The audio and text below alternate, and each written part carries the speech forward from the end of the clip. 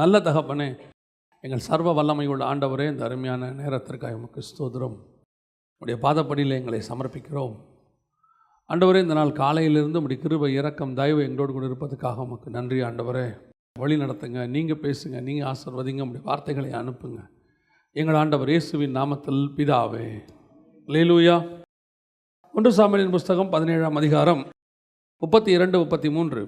தாவீது சவுலை நோக்கி, இவன் நிமித்தம் ஒருவனுடைய இருதயமும் கலங்க வேண்டியதில்லை. உம்முடைய அடியானைய நான் போய் இந்த பெலிஸ்தனுடைய யுத்தம் பண்ணுவேன் என்றான். 33. அப்பொழுது சவுல் தாவீதை நோக்கி, இந்த பெலிஸ்தனுடைய எதிர்த்து யுத்தம் பண்ண உன்னால் ஆகாது. நீ இளைஞன், அவனோ தன் சிறு வயது முதல் யுத்த வீரன் என்றான். கவனிங்க, நம்ம இதிலேருந்து ஒரு சில சின்ன உங்களுக்கு தெரிஞ்ச சம்பவம் தான் இது. இதுலேருந்து ஒரு சின்ன இந்த சவுலுக்கும் தாவீதுக்கும் உள்ளதான டிஃப்ரென்ஸ் தான் நம்ம இப்போ பார்க்க போகிறோம். சவுலுக்கும் தாவீதுக்கும் உள்ளதான டிஃப்ரென்ஸ். தாவீது சொல்கிறான், நான் யுத்தத்துக்கு போகிறேன், நீங்கள் பயப்படாதீங்க, நான் போய் அவனை என்ன செய்வேன், ஜெயிச்சிருவேன் அப்படின்னு சொல்கிறான். சவுல் சொல்கிறாரு, உன்னால் முடியாதுன்னு சொல்கிறார். இந்த ரெண்டு பேருக்கும் என்ன ஒரு வித்தியாசம்? ஏன் தாவீதுக்கு மட்டும் இப்படி ஒரு கான்ஃபிடென்ட்? சில நேரத்தில் இந்த கான்ஃபிடென்ட்டில் இன்னொன்று இருக்குது, அசட்டு தைரியம்னு ஒன்று இருக்குது. பார்த்துருப்பீங்க. அதாவது நம்மளால் முடியாது, ஆனால் போய் முன்னாடி நின்றுருவோம் இல்லையா? அப்புறம் அடி வாங்கி உத வாங்கி வருவோம். அப்புறம் இருக்கிறவங்களாம் சொல்லுவான், நாங்கள் தான் அப்பயோ சொன்னோம்ல போவாதுன்னு, கேட்டியா நீ, உன்னால் முடியாதுன்னு எங்களுக்கு தெரியாதா அப்படின்னு சொல்லுவாங்க. அது ஒன்று இருக்குது, அசட்டு தைரியம். இது வேறு தைரியம். அதாவது சவுல் ஒரு ராஜா, நம்ம எல்லாருக்கும் தெரியும். சமஸ்த இஸ்ரவேலிலே அவனை மாதிரி உயரமானவங்க யாரும் இல்லை. அவன் ஒரு தி பெஸ்ட் கிங். ஆனால் தாவீதை பொறுத்த வரைக்கும் ஒரு மெய்ப்பன், ஒரு சாதாரண, அன்றைக்கி சொல்ல பார்த்தோன்னா ஒரு சாதாரணமான ஒரு ஆள். ஆனால் எப்படி இவனுக்கு ஒரு தைரியம் இருக்கிறது? இவன் கையில் ஒரு தைரியம் இருக்குது. ஆனால் அவன் சொல்கிறான், பெலிஸ்தனை பார்த்து சொல்கிறான், கோலியாத்தை பார்த்து சொல்கிறான், அவன் சிறு வயது முதல் யுத்த வீரன். இவரும் யுத்த வீரன் தானே, சவுலும் யுத்த வீரன் தான். நிறைய யுத்தங்களை ஜெயிச்சிருக்கிறாரு, நிறைய போர் பண்ணியிருக்கிறாரு. இவரோட ஸ்டார்டிங் ராஜாவாகிறதுக்கே இவர் பெரிய யுத்தம் பண்ணார். யுத்தம் பண்ணி தான் அவர் ராஜாவே மாறினார். ப்ரூஃப் பண்ணியிருக்கிறார். ஒரு யுத்தம் பண்ணி ஒரு ப்ரூஃப் பண்ணி ஜனங்கள்லாம் அதுக்கப்புறம் தான் அவர் ராஜாவாகவே ஏற்றுக்கொண்டாங்க. அப்படி இருக்கும்போது இந்த சவுலுக்கும் இந்த தாவீதுக்கும் என்ன வித்தியாசம்? எப்படி இந்த தாவீதுக்குள்ள ஒரு கான்ஃபிடென்ட் வருது, நான் கண்டிப்பாக ஜெயிப்பேன் அப்படின்னு? அப்படி கான்ஃபிடென்ட்டோடு இருக்கிற தாவீதை ஒருத்தன் டிஸ்கரேஜ் பண்ணுறான், உன்னால் ஆகாது. ஆனால் முடிவு பார்த்திங்கன்னா தாவீது கோலியாத்தை ஜெயிச்சிட்டார். அதுக்கு என்ன காரணம் தான் நம்ம இப்போ பார்க்க போகிறோம். அந்த ஒரு விஷயம் தான், இது தெரிஞ்ச சம்பவம் தான். எப்படி சவுலுக்கிட்ட இல்லாத ஒரு விஷயம் தாவீதுகிட்ட இருக்கிறது, சவுலால் முடியாத ஒரு விஷயம் தாவீதால் பண்ணப்படுகிறது. பல நேரத்தில் நாம் இப்படி தான் இருக்கிறோம் லைஃப்பில். ஆண்டவர் நம்மை கொண்டு சில காரியங்கள் செய்வதற்காகத்தான் பூமிக்கு கூட்டிகிட்டு வந்தார். நம்ம எல்லாருமே ரிவர்ஸில் யோசிக்கிற ஆட்கள். நான் பூமிக்கு வந்தேன், அப்புறமா ஒரு நாள் ஆண்டவர் என்னை ரட்சித்தார், அதுக்கப்புறமா நான் ஊழியக்காரனானேன் அப்படின்றது நம்முடைய வியூ. கர்த்தருடைய வியூ நான் ஒரு ஊழியக்காரனை பூமிக்கு அனுப்பியிருக்கிறேன், ஒரு காலகட்டத்தில் அவன் ரட்சிக்கப்படுவான், ஒரு காலகட்டத்தில் எனக்கு ஊழியத்துக்கு வருவான்றது கர்த்தர் ரிவர்ஸில் யோசிப்பார். காரணம், நம்ம ஆசாரிப்பு கூடாரத்துக்கு வெளியிருந்து உள்ளே பார்க்குறவங்க, அவர் ஆசாரிப்பு கூடாரத்தில் உள்ளேருந்து வெளியே பார்க்குறவர். அவருடைய பிளானுக்கும் நம்முடைய பிளானுக்கும் ரிவர்ஸ் வியூ இருக்குது. அப்போ பார்த்தா தான் தெரியும். இப்போ இயேசு வந்தார், நமக்காக மரித்தார், அவருடைய ரத்தம் நம்முடைய பாவங்களை மன்னிக்கிறது. இது நம்முடைய வியூ. ஹெவனுடைய வியூ, சகல ஜனங்களை பாவங்களை மன்னிக்கும்படி நான் ஒருத்தரை அனுப்பி வச்சுருக்கிறேன். குறிப்பிட்ட காலகட்டம் வரைக்கும் அவர் யோசேப்பு வீட்டில் இருப்பார். வேலை வந்தபோது அவர் அதுக்காக வேறு விரிக்கப்பட்டார். ரிவர்ஸ் வியூ, அது பார்க்கறது ரிவர்ஸ் வியூ. அதே மாதிரி தான் இப்போ நம்மளை ஏன் பரலோகம் அனுப்பி வச்சுருக்கு, நம்ம ஏன் இந்த பூமிக்கு வந்திருக்கிறோம்? அப்போ அனுப்பப்பட்ட நம்ம அத்தனை பேருக்கும் ஒரு டாஸ்க் இருக்குது. ஒவ்வொருத்தருக்கும் ஒவ்வொன்றும் செய்ய சொல்லி தான் கர்த்தர் அனுப்பி வச்சுருக்கிறார். நான் எப்போவுமே விசுவாசிக்கிற ஒரு விஷயம் என்னென்னா, ஆண்டவர் யாரையுமே விருதாவாக இந்த பூமிக்கு அனுப்பவே இல்லை. துன்மார்க்கருக்கு கூட ஒரு வேலை இருக்குதாமா. துன்மார்க்கனை எதுக்குன்னு நியமித்திருக்கிறார்? தீங்கு நாளுக்கு என்று நியமித்திருக்கிறார். அதுக்கு கூட ஒரு ஆள் அனுப்பிச்சு வச்சிருக்கிறார். நமக்கு ஆண்டவர் நம்மளை உயர்த்துக்கிறதுக்கு நம்மை நியமித்தார். நம்மை உயர்த்துக்கிறதுக்கு தேவையான எதிரியையும் கர்த்தரே நியமித்தார். அவன் சிறு வயது முதல் கொண்டு யுத்த வீரன். யார்? கோலியாத்து. அவன் எதுக்காக அப்படி யுத்த வீரனாக வளர்ந்தான் தெரியுமா? அவனுடைய ஒரே வேலை தாவீதை ராஜாவாக்குவது. தாவீதை ராஜாவாக்கிறதுக்காகவே அப்படி வளர்ந்துருக்கிறான். மற்ற என்ன சண்டை பண்ணால் ஏது பண்ணால் எதுவுமே அங்கே இருக்காது. அவனுடைய வேலை என்ன? நல்லா சாப்பிடு, நல்லா எக்ஸசைஸ் பண்ணு, நல்லா உடம்பை வளர்த்துக்கோ. அப்புறம் என்ன பண்ணோம்? தாவீதுகிட்ட தோத்துரு. இதுக்கு தான் நான் உன்னை அனுப்பி வச்சுருக்கிறேன். அவனுக்கு வேறு என்ன பண்ணானே அங்கே ஒன்றுமே இருக்காது. ஏன் அவன் தாவீதுகிட்ட தோக்கணும்னா, இப்போ இஸ்ரவேலுக்கு ராஜாவாக சவுலை கொண்டாந்தாச்சு. சவுல் தான் இருக்கிறதுலே உயரம். இப்போ அடுத்து சவுலுக்கு அப்புறம் ஒரு ராஜா வரணும், தாவீது வரணும். உடனே இப்போ சவுலை விட உயரமான ஒரு ராஜாக்கிட்ட போக முடியாது. இப்படி போயிட்டே இருந்துச்சுன்னா அடுத்தடுத்து உயரம் போயிட்டே இருக்கும் இல்லையா? இவர் 7.5 அடி, அப்புறம் தாவீது 8.5 அடி, அடுத்து வரக்கூடிய சாலமோன் 9.5 அடி. இப்படியே போயிட்டிங்கன்னா அதுக்கப்புறம் அவங்க மனைவிகள்லாம் ஏணி வச்சு தான் பேசுகிற மாதிரி இருக்கும். என்னப்பா காப்பி கொண்டு வரட்டுமான்னு அப்படி தூக்கிட்டு ஏணியில் மேலே போகிற மாதிரி இருக்கும் இல்லையா? அப்போது அடுத்தடுத்த உயரத்துக்கு போக முடியாது. ஆனால் கர்த்தர் இப்போ வேறு உயரத்தை கொண்டாடுறார். எப்படி கொண்டு வர்றாரு? சவுலை விட உயரமாக ஒருத்தனை கொண்டாடுறார், கோலியாத்தை. அவனை தாவீதை வச்சு ஜெயிக்க வைக்கிறாரு. இப்போது நீங்கள் டெக்னிக்கலி பார்த்தீங்கன்னா சவுலோட உயரமாக தாவீது மாறிவிட்டான். புரியுதா? இப்போ ஏன்னா சவுலோட உயரமான ஒருத்தனை அவன் ஜெயிச்சிட்டானா இவன் என்னவா ஆயிட்டான்? அவனை விட உயரமாக போயிட்டான்னு அர்த்தம். அதனால தான் அது முடியும் போது சொல்லுவாங்க, சவுல் கொண்டது 1000, தாவீது கொண்டது 16,000. சரி, எப்படி இந்த கான்ஃபிடென்ட்? என்னதுக்காக இந்த கான்ஃபிடென்ட்? இப்போ உங்களுக்கும் எனக்கும் அப்படி தான் ஆண்டவர் ஒரு டாஸ்க் வச்சு அனுப்பியிருக்கிறார். ஆனால் நம்ம கூட எதிரியோட கம்பேர் பண்ணால், இப்போவும் சொல்கிறேன், ஆண்டவர் நமக்கு விரோதமாக வைக்கிற எதிரிகள், நமக்கு எதிராக இருக்கக்கூடியவர்களை சாதாரணமாக வைக்கவே மாட்டார். நீங்கள் ஒரு என்ன சொல்கிறது, ஒன்றுமில்லாத ஒரு ஆளை ஜெயிச்சுட்டு மேலே வரணும்னு கர்த்தர் விரும்பவே மாட்டார். நாம் அதை விரும்புவோம் இல்லையா? நாம் கொஞ்சம் யாராவது ஒருத்தன் உயரமாக தடியாக இருந்தான்னா சாரிங்க சார் அப்படின்ட்டு வந்துடுவோம் இல்லையா? ஸோ நம்முடைய நோக்கம் எப்போவுமே எப்படின்னா, நம்மளை விட சின்ன ஆளாக இருந்தால் நம்ம என்ன பண்ணிடுவோம். ஆனால் ஆண்டவர் நமக்கு நியமிக்கிற எதிரி எப்போவுமே நம்மளோட பெரிய ஆள் தான். இஸ்ரவேல் ஜனங்கள் உள்ளே போகும்போது கர்த்தர் நியமித்த எதிரிகள் எப்பேற்பட்டவங்கன்னு கேட்டிங்கன்னா, பெலிஸ்தரின் 5 அதிபதிகள். அதை விட பெரிய விஷயம் என்னன்னு கேட்டிங்கன்னு சொன்னால், ராட்சதர்கள் அங்கே இருந்தாங்களா. ஏனோக்கின் புத்திரராகிய ராட்சதர்களை கண்டோம். எல்லாம் ஜெயின்ட்ஸ், உள்ளே இருக்கிறவங்களாம் ஜெயிண்ட். அதாவது ஆண்டவர் சொல்கிறாரு, யுத்தத்துக்கு பழக்க வைப்பதற்கு கர்த்தர் விட்டு வைத்த ஜாதிகள் என்னவெனில் அப்படின்னு சொல்லிட்டு உள்ளே போய் பார்த்தீங்கன்னா, எகிப்தரின் சகல 5 அதிபதிகளும் கானானியரும் இப்படிலாம் இருக்கும். இவங்கெல்லாம் யாருன்னா ஜெயின்ட்ஸ், பயங்கரமான ஜெயின். அதாவது பழகிக்கன்னு சொல்கிறது கூட ஆண்டவர் யாரை விட்டு தான் பழக விட்டுறாரு, நல்லா பெரிய ஆளை விட்டு தான் பழக விட்டுறாரு. நம்ம மீனவர்கள் பார்த்தீங்கன்னா, நம்மலாம் பிள்ளையை நீச்சல் அடிக்கிறதுக்கு எதில் விடுவோன்னு கேட்டிங்கன்னா, நல்ல ஸ்விம்மிங் பூலில், அதுவும் முதல்ல ஒரு 2 அடி 3 அடி இருக்கிற ஆழத்தில், அதுவும் டியூப்பை கட்டி உள்ளே போட்டு ஒரு ட்ரெயினர் வேறு இப்படி பிடிச்சிருப்பார் தலைக்கீழ, அது அங்கே பிடிச்சி வெறும் காலை மட்டும் தத்தக்க அடிச்சுக்கிட்டு இருக்கோம். இது கடைசி வரைக்கும் அது உள்ளே தான் அடிக்கும். பார்த்துருக்கீங்களா? ஆனால் அதுக்கப்புறம் நம்ம நினச்சோமோ அவர் நீச்சல்லாம் அடிப்பாருங்கன்ட்டு. எதை பார்த்தாலும் பயப்படுவார் அவர். நீச்சல் தெரியும், ஆனால் கிணத்துல அடித்ததில்லை. நீச்சல் தெரியும், ஆனால் ஆற்றுல அடித்ததில்லை. ஸ்விம்மிங் பூல்னால் நல்லா அடிப்பேன், ஏன்னா அது ஆழமே 6 அடி தான். எவ்வளோ முழுகுனாலும் கால் தட்டி மேலே வந்துடுவோம். ஆனால் மீனவர்கள் இருக்காங்க பாருங்கள், தங்கள் பிள்ளைகளை கொண்டு போய் போடும்போதே கடலில் தான் போடுவாங்க. ஏன்னா இருக்கிறதுலையே டேஞ்சரஸ் ஸ்பாட். அவங்க சொல்லி கொடுக்குற இடமே எங்கே தான் இருக்கும்? கடலில். அங்கே போட்டு பழகிட்ட பிறகு அந்த குழந்தை எங்கே வேணாலும் நீச்சல் அடிக்கும், எப்பேற்பட்ட இடத்துல நீச்சல் அடிக்கும். அந்த மாதிரி தான் கர்த்தர் நம்மளை பழகி வைக்கிற இடமே நல்ல ஒரு பெரிய ஜெயிண்ட்டுக்கிட்ட கொண்டு போய் விட்டுருவார். சில நேரத்தில் நம்மளை பாடம் சொல்லி கொடுக்கறதுக்கு நமக்கு மட்டும் ஸ்ட்ரிக்டான ஆள் வருவான். எப்போவுமே உங்களுக்கு தெரிஞ்சிருக்கும், நீங்கள் யார் எக்ஸாமினேஷன் ஹாலில் நமக்கு சூப்பர்வைசராக வரக்கூடாதுன்னு நினைப்போமோ அவன் தான் நமக்கு வருவான் கரெக்டாக, பர்டிகுலராக. நம்ம முன்னாடி வெளியே நின்று பேசுவோம் தானே, அவங்க ரொம்ப ஸ்ட்ரிக்டாமா, அந்த ஆரஞ்சு கலர் புடவை டீச்சர் இருக்குதுல்ல, அது காப்பி அடிக்க விட மாட்டேங்குதாம்மா, அப்படியே பிடிச்சி வெளியே தள்ளுதான், அது மட்டும் வராமல் தான் நல்லா இருக்கும்பா, சோத்திரம் ஆண்டவரே, மிச்ச மீதியை நீங்கள் பார்த்துங்க, அது ஒன்று மட்டுமா அந்த ஆரஞ்சு புடவை தான் நமக்கு நிற்கும். நீ காப்பி அடிக்காமல் பாஸ் பண்ணுங்கிறதா கர்த்தர் திட்டம். நாம் அதையும் ஜெயித்து வரணுன்றதா கர்த்தர் விரும்புகிறார். அதே மாதிரி தான் இப்போ தாவீதுக்கு முன்பாக நிற்கிற ஆள் யாருன்னா கோலியாத்து.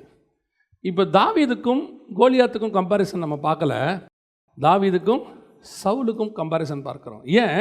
இவன் ஒரு ராஜா, இவங்கிட்ட ஒரு பெரிய இராணுவம் இருக்குது, ஆளுமே நல்ல ஜெயிண்ட்டு தான். இவனுக்கு அவனுக்கு கொஞ்சம் தான் டிஃப்ரென்ஸ். இவனும் யுத்த வீரன், அவனும் யுத்த புருஷன், 2 பேரும் தான் ஈக்குவல். எப்போவுமே பார்த்தீங்கன்னா எங்கே பார்த்தாலும் ஈக்குவலான பர்சன்ஸ் தான் மோத விடுவாங்க.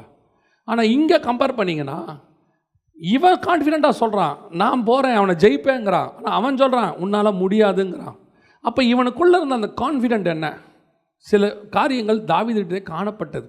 அதுதான் உங்களுக்கும் எனக்கும் இருக்க வேண்டியது. இப்போ முதலாவது தாவீதுகிட்ட இருந்த ஒரு விஷயம் என்ன?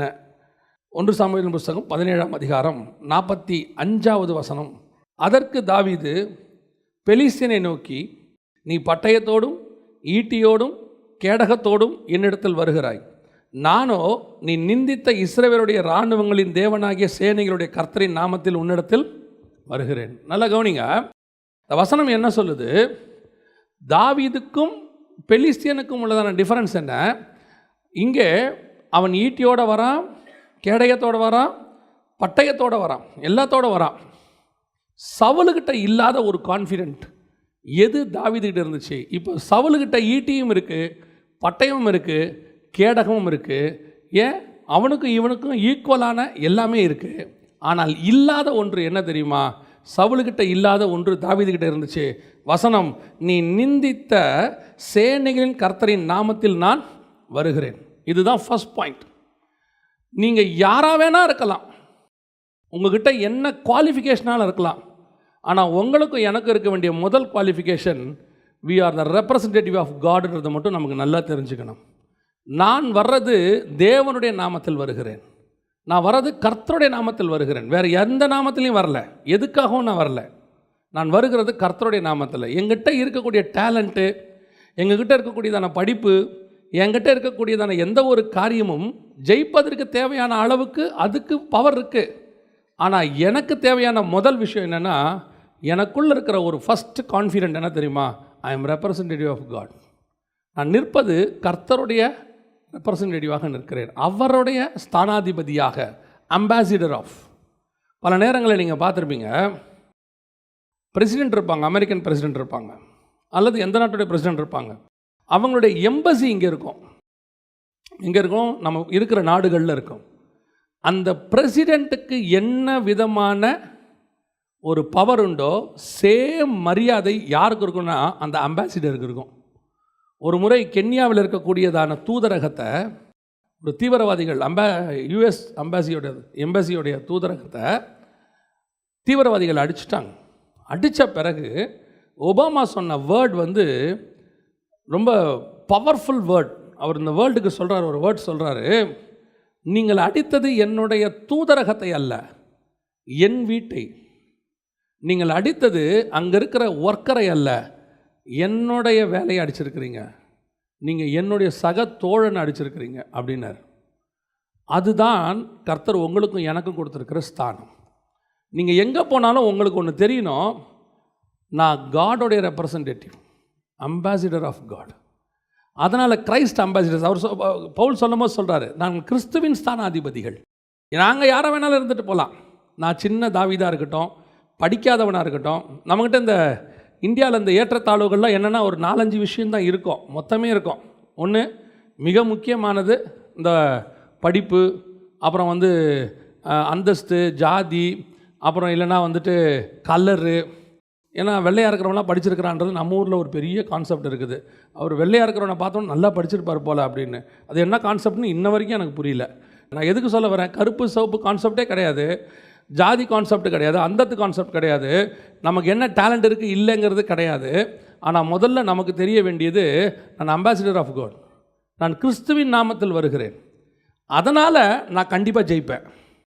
இந்த கான்ஃபிடென்ட் தான் உங்களுக்கு வேணும். நான் எங்கிட்ட இருக்கிறதுனால ஜெயிக்கிறேனா இல்லையாங்கிறது முக்கியம் இல்லை. எங்கிட்ட இருக்கிற எதிரி, எனக்கு எதிராக நிற்கிற எதிரி என்ன பவர்ஃபுல்லாக இருக்கிறன்றது எனக்கு முக்கியம் இல்லை. என்னோடு கூட ஒரு இருக்கிறார், அவர் என்னிலும் வல்லவராக இருக்கிறார். அவர் தான் எனக்காக இருக்கிறவர், அவர் தான் ஜெயிக்கிறவர், அவர் தான் ஜெயிப்பார். அவர் தோக்கவே மாட்டார், அவருக்கு தோல்வி என்பதே கிடையாது. அவர் எனக்கு முன்னாடி போயிட்டு இருக்கிறார். அப்படி இருக்கும்போது நான் எப்படி தோப்பேன்? தோக்கவே மாட்டேன். சில நேரத்தில் பார்க்குறதுக்கு தெரியும் தோக்கிற மாதிரி, தோக்கவே மாட்டோம் லைஃப்பில். நீங்கள் ஒன்று மட்டும் நல்லா தெரிஞ்சு வச்சுக்கொள்ளுங்க, போகும்போது ரெப்ரசன்டேட்டிவ் காடாக போகணும். சிலர்லாம் சில நேரத்தில் பாருங்கள், நம்ம எல்லோரும் நின்றுக்கிட்டு இருப்போம், அட்மிஷன் வாங்கிறதுக்கு காலேஜில் அட்மிஷன் வாங்கிறதுக்கு நிற்போம், +2 முடிச்சுட்டு. நம்மளை விட 10 மார்க் ஒருத்தன் குறைவாக இருப்பான். நம்ம அங்கே வெளியே நிற்கும் போது எல்லோரும் பேசிக்கிட்டு இருப்போம்ல, நீ என்ன மார்க்கு, நீங்கள் என்ன, எங்கேருந்து வந்திருக்கீங்க, என்ன மார்க்கு. நம்மளை விட அவன் 10 மார்க் கம்மியாக இருப்பான், ஆனால் அவன் கான்ஃபிடெண்ட்டாக நிற்பான். ஏன் கான்ஃபிடென்ட் நிற்பான் தெரியுமா? எனக்கு கண்டிப்பாக கிடச்சிருங்க அப்படின்னு. அவனோட 10 மார்க் நமக்கு நிறையா இருக்கும், பதப்பட நிற்போம். ஏன் அப்படின்னு பார்த்தா அவன் சொல்லுவான், எங்கள் அப்பாவோடைய friend DEO, district education officer, எனக்கு ஒரு லெட்டர் இருக்குது, உள்ளே உட்காந்துருக்கிற ஹெச்ஓடி என்னுடைய மாமா, கன்ஃபார்மாக எனக்கு என்ன கிடைக்கும், சீட் கிடச்சிரும். இப்போ நமக்கு மார்க் இருக்குது, ஆனால் என்ன இல்லை, இந்த ரெக்கமெண்டேஷன் இல்லை, அது இல்லை, இது இல்லைன்னு ஒரு பயம் இருக்கும். நான் சொல்கிறேன், நமக்குரிய விசிட்டிங் கார்டு, நமக்குரிய ரெக்கமெண்டேஷன், நமக்கு இருக்கக்கூடியதான மிகப்பெரிய பலம் என்னென்னா, நம் கர்த்தர் நம்மோடு கூட இருக்கிறார். அவர் நமக்கு முன்பாக போவார். அவர் நம்ம கூட இருந்து கதவை திறந்து கொடுப்பார். அற்புதமாக அதிசயமாக நடக்கும். எப்படி நடக்கும்லாம் தெரியாது. சில நேரத்தில் நம்ம அறிவுக்கு எட்டாததுன்னு இருக்குல்ல, நீங்கள் இந்த அறிவுக்கு எட்டாததை பெருசாக நினச்சிப்பீங்க. அறிவுக்கு எட்டாதது எப்படி? ஐயோ அது பெரிய நாலேஜ்ஃபுல் இல்லை. சில விஷயங்கள் இன்னும் அறிவுக்கு எட்டாததெல்லாம் இருக்குது. ரொம்ப சிம்பிள் விஷயம்லாம் இருக்குது. எதுக்கு சொல்கிறேன்? பல நேரங்களில் ஆண்டவர் யூஸ் பண்ணுற மெத்தட் என்டையர்லி டிஃப்ரெண்ட். ஆண்டவர் யூஸ் பண்ணுற விதம், உன்னையும் என்னையும் செலக்ட் பண்ணினது ஒருத்தர் உட்கார்ந்துருக்கிறார். அவருக்கு தெரியும் நீங்களும் நானும் யார் என்பது, நம்ம பலம் என்பது அவருக்கு தெரியும். ஆனால் நமக்கு தான் தெரியாது அவர் யார் என்பது. அவருடைய பலம் என்ன என்பது நமக்கு தெரியாது. பல நேரத்தில் நாம் என்ன பண்ணிடுவோம் தெரியுமா? நம்ம பலத்தை நம்பிக்கிட்டு இயேசுநாதரை போட்டில் தூங்க விட்டுருவோம். ஆண்டவரே படுத்து தூங்குங்க.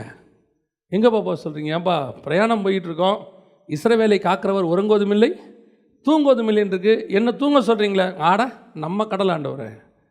பாருங்கள், பேதுரு இருக்கார், சீனியர் ஃபிஷர்மேன். அவர் ஓட்டாத போட்டா அவருடைய அசிஸ்டண்ட் யோவான் இருக்கார், அவரும் கோ பைலட்டு, பயங்கரமான ஆள். இது பத்தாததுக்கு அந்திரேயா, எல்லாம் ஃபிஷர்மேன். அத்தனை பேரும் போட்டு நல்லா ஓட்டுவோம். நீங்கள் படுங்க ஆண்டவரே. ஆண்டவர் சொன்னார், உண்மையாவா படுக்க சொல்கிறீங்க? கன்ஃபார்மாக படுக்கட்டுமா? படுங்க. எப்படி படுக்கணும் தான்? தலைகாணி வச்சு படுங்க. வசனம் சொல்லணும், தலையணை வைத்திருந்தார். இவன் தலைகாணி கொண்டாந்துருப்பான் போல இவன் படுக்கிறதுக்கு. அவருக்கு தலைக்கு வச்சு படுக்க வச்சு, நல்லா படுங்க ஆண்டவர், நாங்கள் பார்த்துக்குறோம் சொன்னார். நான் கண்ணை மூணே உன் கதை முடிஞ்சிடா, யோசிச்சு சொல்லு, நல்லா படுங்க ஆண்டவரை, நாங்கள் பார்த்துக்குறோம். எல்லாருக்கும் அவங்க பலன். ஒரு 10 நிமிஷம் இருக்கும், அடிச்சது பாருங்கள் புயல், அடிச்சது பாருங்கள் காற்று. ஒருத்தர் நினச்சிருப்பான், டே நம்ம பார்க்காத காற்று ஒன்று அடிக்குது, இது வரைக்கும் இந்த கடலை நாங்கள் இப்படி பார்த்ததே இல்லை. கடைசியாக வந்து இவரை எழுப்புகிறான், ஆண்டவரே நாங்கள் மடிந்து போகிறது உமக்கு கவலை இல்லையா? நானா தூங்க சொன்னேன்? நாங்கள் அதாவது நம்ம பலன், என்னுடைய கடல், நான் ப்ராக்டிஸ்ட், வெல் ப்ராக்டிஸ்ட், இது முன்னாடி நான் பல முறை இதை கையாண்டு இருக்கிறேன் அப்படின்னு நினைக்கிற நமக்கு தான் ஒரு சறுக்கல் ஒன்று வரும். ஏன்? ஒரு விஷயத்தை மட்டும் மனசில் நல்லா வச்சுக்கணும், நான் எவ்வளோ டேலண்ட்டுங்கிறது முக்கியமே கிடையாது, நான் யார் மூலயமா போகிறேங்கிறது தான் முக்கியம். அம்பு எவ்வளோ ஷார்ப்பாக வேணா இருக்கட்டும், விடுற ஆள் கரெக்டாக இருந்தால் தான் அம்புக்கு வேல்யூ. நீங்களும் நானும் அம்பு தான், பலவானின் அம்புகள். நாம் எல்லாருமே அம்புகள் தான். நம்ம செம ஷார்ப்பு, அழகாக செஞ்சுருக்கிறாங்க, என்ன கூர்மை, நான் போய் குத்துனா அவன் செத்தான், எல்லாம் உண்மைதான். ஆனால் விடுகிறவர் ஒருவர் இருக்கிறார், அவர் கரெக்டாக விட்டால் தான் நீ நான் சரியாக போவோம். நாம் பல நேரத்தில் நினச்சிக்கிறோம், ஓ நான் யார் தெரியுமா, எங்கள் ஃபேமிலியிலே நாங்கள் தான், எங்கள் அப்பா டாக்டரு, அம்மா டாக்டரு, நான் டாக்டரு. பல நேரங்களில் நம்முடைய பெருமைகள், நமக்குள்ளே இருக்கக்கூடிய டேலண்ட்ஸ் எல்லாம் தேவை, எதுவுமே இல்லைன்னு ஆண்டவர் சொல்லலை. ஆனால் உனக்கு மட்டும் எப்பவும் தெரியணும், நிறைய வீக்னஸ் இருந்தாலும் சரி, நிறைய உங்கள்கிட்ட அட்வான்டேஜஸ் இருந்தாலும் சரி, எப்போவுமே you must go in the name of the Lord. கர்த்தர் எனக்கு முன்பாக போகிறார், என்னுடைய ஜெயம் கர்த்தரால் வரும். குதிரையோ யுத்த நாளுக்கு அது செய்ய வேண்டிய வேலையை செய்யணும், எல்லாம் செய்யணும். அதனால் கர்த்தர் பார்த்துக்கொள்வார். ஆண்டவர் என் பட்சத்தில் இருக்கிறார். ஆகவே நான் படிக்க போகிறது இல்லை, நான் தைரியமாக இயேசுவின் நாமத்தில் போக போகிறேன். புக்கெல்லாம் எங்கே? பரண மேலே இருக்குது. ஏன்? கர்த்தர் எனக்காக எழுதுவார். எப்படிப்பா சொல்கிற? அவர் சொல்லியிருக்கிறார், உலகத்தின் முடிவு பரிந்தும் சகல நாட்களும் உன்னோடு கூட இருப்பேன் என்று சொல்லி. எக்ஸாம் ஹாலில் கூட இருப்பார், எழுதுவேன். கடைசியாக ஒரு முடிவு எடுப்பான், எழுதாமையே நான் ஜெயிக்க போகிறேன், நான் எக்ஸாமுக்கே போக மாட்டேன், கர்த்தர் பாஸ் பண்ணுவார். ஏன்? என் தேவனால் கர்த்தரால் கூடாத காரியம் ஒன்றுமில்லை. அவர் இல்லாதவைகளை உருவாக்குறவர். பேப்பரே இல்லாட்டி அங்கே ஒரு பேப்பர் இருக்கும். கரெக்டா? கரெக்டா? இல்லை, நான் செய்ய வேண்டியதை நான் செய்யணும். ஆனால் ஜெயமோ கர்த்தரால் தான் வரும், வேறு யாராலையும் வராது. தாவீதுக்கும் சவுலுக்கும் என்ன ஒரு பெரிய டிஃபரன்ஸ்? சவுல்கிட்ட இருந்த அட்வான்டேஜ் அவனுக்கு பெருசாக இருக்குது. தாவீது தன்னுடைய டிஸ்அட்வான்டேஜை பார்க்கவே இல்லை. அவனுக்கு ஒன்று தெரியும், என்னை அனுப்புகிற ஒருவர் இருக்கிறார், அவர் எனக்கு ஜெயத்தை கண்டிப்பாக கொடுப்பார்.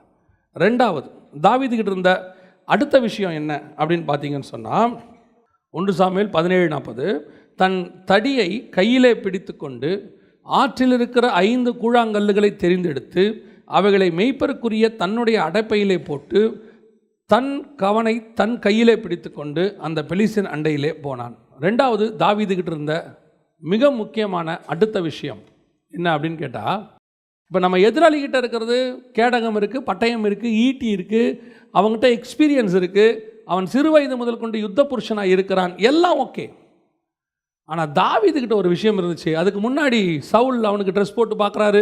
அந்த வசனம் சொல்லும் 1 சாமுவேல் புஸ்தகம் 17ஆம் அதிகாரத்தில் 38, சவுல் தாவீதுக்கு தன் வஸ்திரங்களை உடுத்துவித்து வெண்கலமான ஒரு சீராவை என் தலையில் போட்டு ஒரு கவசத்தை அவனுக்கு தரிப்பித்தான். அவனுடைய பட்டயத்தை தாவீது தன் வஸ்திரங்கள் மேல் கட்டி கொண்டு அதில் அவனுக்கு பழக்கமில்லாதால் நடந்து பார்த்தான். எதுவுமே அவனுக்கு ஒத்து வரல. தாவீதுகிட்ட ஒரு விஷயம் இருந்துச்சு, இவங்கெல்லாம் என்னென்னமோ வச்சுருக்கிறாங்க, அதெல்லாமே வேல்யூபிள், அதில் எந்த மாற்று கருத்தும் இல்லை, எல்லாமே வேல்யூபிள்.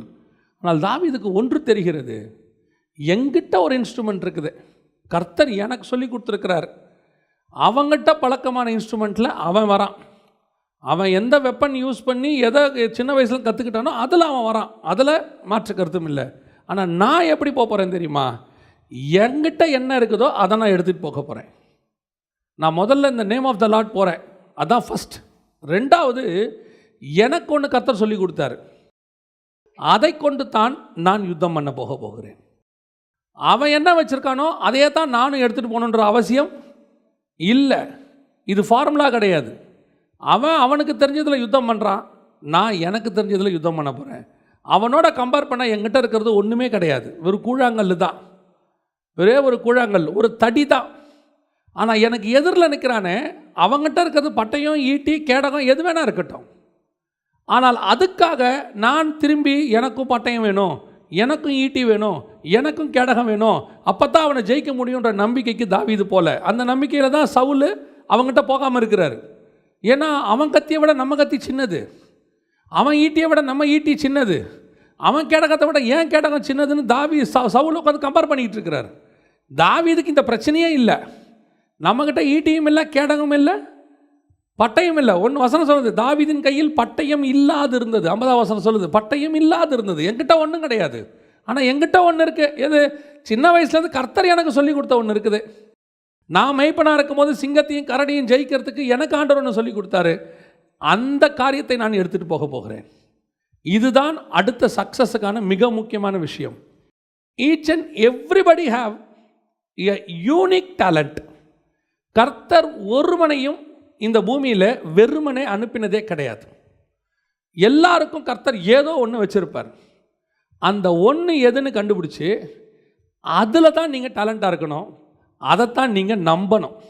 ஒவ்வொரு காலகட்டத்திலையும் ஒவ்வொன்றும் மேலோங்கி நிற்கும், உடனே எல்லாரும் அதில் போய் தான் விழுவாங்க. உதாரணமாக இப்போது நம்ம தாத்தா பாட்டி காலத்தில் பார்த்திங்கன்னா எல்லாரும் எதை ரொம்ப படிப்பாங்க அப்படின்னு பார்த்திங்கன்னா பிஏ இங்கிலீஷ், பிஏ ஹிஸ்ட்ரி. ஏன்னா அப்போ டீச்சர் வேலைக்கு பயங்கரமான இது இருந்துச்சு, தேவை இருந்துச்சு, உடனே வேலை, நல்ல சம்பளம், எல்லாரும் படித்தாங்க. அதுக்கப்புறம் ஒரு பீரியடில் இந்த பிஇ, எம்பிபிஎஸ் இதெல்லாம் வர ஆரம்பித்த உடனே அதில் போய் எல்லாரும் விழுந்தாங்க. ஒரு காலகட்டத்தில் ஐடி, எல்லாரும் ஐடி, அத்தனை பேரும் ஐடியில் போய் விழுந்தாங்க. இப்படி இப்போ எல்லாரும் எம்பிஏ, அத்தனை பேரும் எம்பிஏ, எல்லாரும் போய் விழுறது. இப்போவும் சொல்கிறேன், கர்த்தர் உங்களுக்குன்னு ஒன்று வச்சுருப்பார். அது படிப்பாகவும் இருக்கும், படிப்பு இல்லாமையும் இருக்கும். யூனிக்காக அத்தனை பேருக்கும் ஒன்று தான் அப்படின்னு கிடையவே கிடையாது.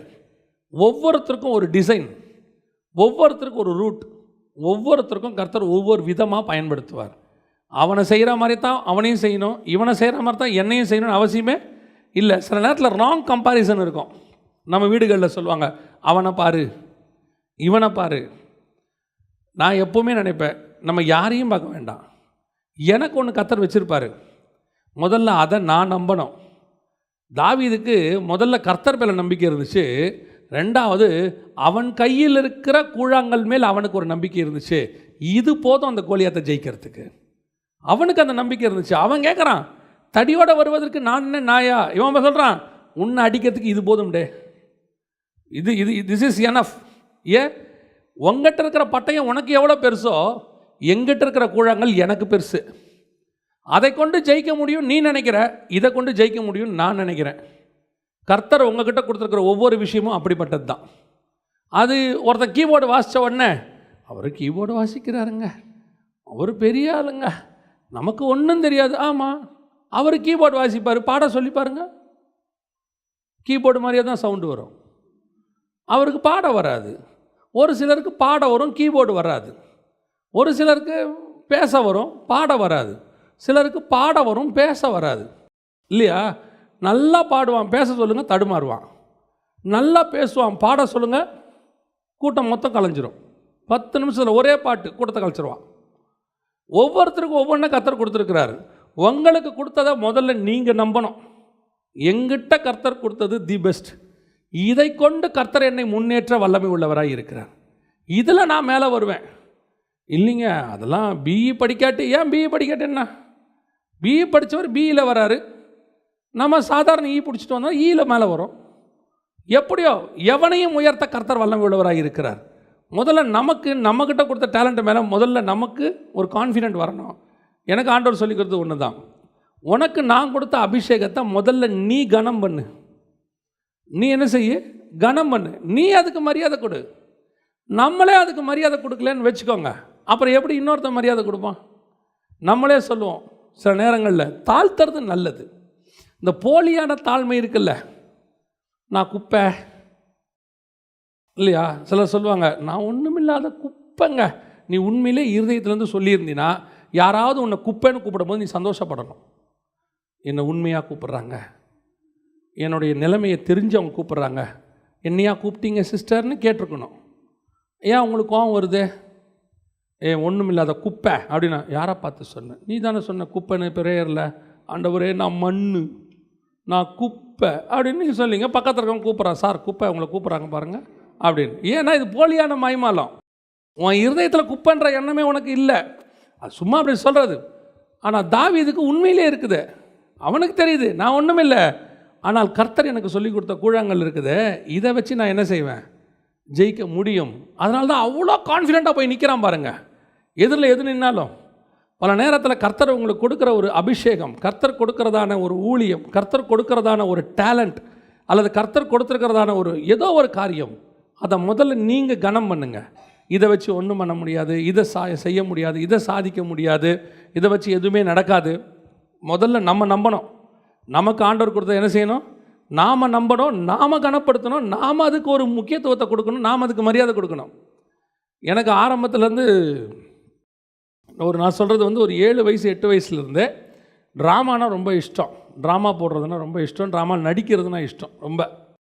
அப்போது ஆஸ் யூஷுவல் அது வந்துருச்சுன்னா படிப்பு குறைவாக தான் வரும். அது ஒன்று இது வரும், இல்லை அது வரும். ரெண்டும் வர்றதுன்றது பெரிய டேலண்ட்டு, அது நமக்கு வராது. எப்போ பார்த்தாலும் இப்படியே ட்ராமா இப்படி போயிட்டு இருந்தோமா, திடீர்னு ஒரு நாள் ஒரு ஊழியத்தில் இருக்கும்போது அந்த ஊழியத்தில் ஒருத்தர் என்ன செஞ்சாங்க, நீங்கள் ட்ராமா போடுவீங்களாமே அப்படின்னாங்க. போடுவோம், எங்கள் சர்ச்சிலெலாம் நாங்கள் போட்டிருக்கிறோம் அப்படின்னோடனே அந்த ஊழியத்தில் சொன்னாங்க, நீங்கள் ட்ராமா போடுறீங்களா இன்றைக்கி சாயங்காலம் ஒன்றுன்னாங்க. நான் எந்த ஆப்பர்ச்சுனிட்டியும் விடக்கூடாதுன்னு நினைக்கிறாள். சரின்ட்டேன். எவ்வளோ நேரம்னு கேட்டேன். 3 நிமிஷம்னாங்க. ட்ராமாக்கு எவ்வளோ நேரம்? என் கூட இருந்தவங்க சொன்னாங்க, அவன் நம்மளை கிண்டல் பண்ண பார்க்குறான், 3 நிமிஷத்துலலாம் ட்ராமா போட முடியுமா? அதனால் 3 மினிட்ஸ்ன்ட்டு போகிறான், நீ முடியாது சொல்லிடுறேன். நம்ம சொன்னேன், நம்ம ஏன் முடியாதுங்கணும், போடுவோம். 3 நிமிஷத்தில் எப்படி போடுவோம்? 3 நிமிஷத்தில் போடுவோம். முடிக்கணுன்றது யார் சொன்னா? நம்ம தானே முடிக்கணும். வேணான்னு சொல்லிட்டு போகிறதுக்கு ஆரம்பிச்சிடுவோம். அவனா எப்பயாவது நிறுத்தினானா நிறுத்திப்போம். ஆனால் 3 நிமிஷத்தில் முடிச்சுட்டு அந்த ட்ராமாவை ஒரு சின்ன ஸ்கிட் போட்டோம். கர்த்தர் அதை கனப்படுத்தினார். நாங்கள் நம்பினோம், நான் நம்பினேன் இது கண்டிப்பாக சக்ஸஸ் ஆகும் அப்படின்னு சொல்லி 3 நிமிஷம் அந்த ஸ்கிட் போட வச்சாங்க. அதுக்கப்புறம் 7 நிமிஷம் கொடுத்தாங்க, அதுக்கப்புறம் 15 நிமிஷம் கொடுத்தாங்க, அதுக்கப்புறம் 1/2 hour கொடுத்தாங்க. ஒரு மேடையில் அந்த பிரசங்கியாருக்கு 40 நிமிஷம் டைம், ட்ராமாவுக்கு 45 நிமிஷம் டைம். அதே மேடையில் அவருக்கு 40 நிமிஷம், ட்ராமாவுக்கு 45 நிமிஷம். ட்ராமா போட முடியுமா? ட்ராமா பெரிய லெவலில் வருமா அப்படின்னு கேட்டிங்கன்னா, ட்ராமாவை கொண்டு ஸ்கிட்டை கொண்டும் கர்த்தர் பெரிய காரியங்களை செய்ய வல்லமை உள்ளவராக இருக்கிறார். முடியாதுன்னெலாம் கிடையாது. எதுக்கு சொல்கிறேன்? நம்மக்கிட்ட கர்த்தர் கொடுக்குற டேலண்ட்டு சின்னது பெருசுனே கிடையாது. எனக்கு அதுதான் பெருசு. கர்த்தர் அதுதான் எனக்கு ஒருத்தர் கேட்டார், இப்படி ட்ராமா போட்டுக்கிட்டே இருக்கியே, இதை வச்சு முன்னேறுவியா, இது சோறு போடுமா உனக்கு அப்படின்னாரு. நான் சொன்னேன், ட்ராமா போடுமான்னு தெரியாது, ட்ராமாவை போட சொன்ன தேவன் போடுவார், அவ்வளோதான். ட்ராமா போடுமான்னு தெரியாது. இந்த ஊழியத்துக்கு வரும்போது ஒருத்தர் என்ன கேட்டார், இதே ஊழியத்துக்கு வரும்போது ஒருத்தர் என்ன கேட்டார், நீ போய் பைபிள் ஸ்டடி எடுக்க போகிறேன்னு சொல்கிறிய, இந்த பைபிள் ஸ்டடிக்கு எவன் காசு கொடுப்பான்? எவனும் காசு கொடுக்க மாட்டான், இது உனக்கு பணத்தை கொடுக்காதுன்னாரு. எனக்கு அப்பவும் தெரியும், இந்த ஊழியம் எனக்கு பணம் தராது, ஆனால் ஊழியத்தை கொடுத்தவர் எனக்கு தருவார். இன்றைக்கும் கர்த்தர் என்னை நடத்திக்கிட்டு தான் இருக்கிறாரு. பல நேரத்தில் நமக்கு இந்த ஃப்யூச்சர் பயம் ஒன்று வரும். இந்த ஃப்யூச்சர் பயம், இதை வச்சு இப்படியே போயிட்டு தான் நான் என்ன ஆவேன், இது நம்ம ஃப்யூச்சரை காப்பாற்றுமா, இப்படியே போனால் நிலைமை என்ன ஆகும். நம்முடைய நம்பிக்கை நம்மை அனுப்பின கர்த்தர் மேல் இருக்கிறது. அவர் கொடுத்த அந்த இன்ஸ்ட்ருமெண்ட்டை நீங்கள் நம்பணும். என்கிட்ட ஒருத்தர் கொடுத்துருக்கிறாரு, அவர் அதை பயன்படுத்தினா எவ்வளோ பெரிய கோலியாத்தும் அதை வச்சு வீழ்த்திடுவார். மற்றவங்களால் அது முடியாது. இந்த கூழாங்கலை எடுத்துகிட்டு சவுலுக்கிட்ட கொடுத்தீங்கன்னா முடியாது. ஏன்னா சவுளுடைய நம்பிக்கை கர்த்தர் மேலேயும் இல்லை, கூழாங்கல் மேலேயும் இல்லை. சவுளுடைய நம்பிக்கை கோலியாத்து மேலே இருக்குது, அவன் தான் ஜெயிப்பான். ஆனால் தாவீதோட நம்பிக்கை ஒன்று இருக்கிறது, கர்த்தர் ஜெயிக்க வைப்பார். அவர் நினச்சார்னா என் கூழாங்கல்லையும் ஜெயிக்க வைப்பார். என் கூழாங்கலை கொண்டு எப்பேற்பட்ட கோலியாத்தையும் வீழ்த்துவார். நீங்கள் முதல்ல உங்களுக்கு கொடுத்ததை ட்ரஸ்ட் பண்ணுங்க, நம்புங்க. உங்களுக்கு கொடுத்தது எது வேணாலும் இருக்கட்டும், அது சின்னதோ பெருசோ, சின்ன டேலண்ட்டோ. நிறைய நேரத்தில் ஒரு இன்ஃபீரியாரிட்டி காம்ப்ளெக்ஸ் நமக்குள்ளே இருக்குது வாலிபர்களுக்குள்ளே. இதெல்லாம் வச்சு ஒன்றுமே பண்ண முடியாதுங்க, இதெல்லாம் செய்யாது. நீ உங்கள்கிட்ட இருக்கிற டேலண்ட் எது வேணாலும், கவிதை எழுதுவியா எழுது, நல்லா எழுதுவியா எழுது, நல்லா பேசுவியா பேசு. சிலர் சொல்லுவான் பேசாத, நான் எவன் பேச்சையும் கேட்காத. நான் காலேஜ் படிக்கும்போது என் ஃப்ரெண்டு அடிக்கடி சொல்லுவான், ஏன்டா இப்படி பேசினே இருக்கிற, கொஞ்சம் அமைதியாடுறாம்பான். ஆனால் என்னால் முடியாது. ஏன் முடியாதுன்னு எனக்கு இப்போ தான் தெரியுது. நான் பேசினே தான் இருக்கணும். அவன் பேச்சை கேட்டு நான் பேசாமல் இருந்தால் என் நிலைமையை யோசிச்சு பாருங்கள், என் வாழ்க்கையே போயிருக்கும். கர்த்தர் உனக்கு என்ன டேலண்ட் கொடுத்துருக்குறோ அதை யூஸ் பண்ணுங்கள். நீங்கள் கான்ஃபிடெண்ட்டாக யூஸ் பண்ணுங்கள். இதை கர்த்தர் பயன்படுத்துவார். அது எது வேணாலும் இருந்துட்டு போட்டோம், யாருக்கு வேணாலும் இருந்துட்டு போட்டோம். ஆனால் ஒன்று மட்டும் நிச்சயம், உன் கையில் இருக்கிறது ஒரு நாள் ஜெயிக்கும், கன்ஃபார்மாக ஜெயிக்கும்.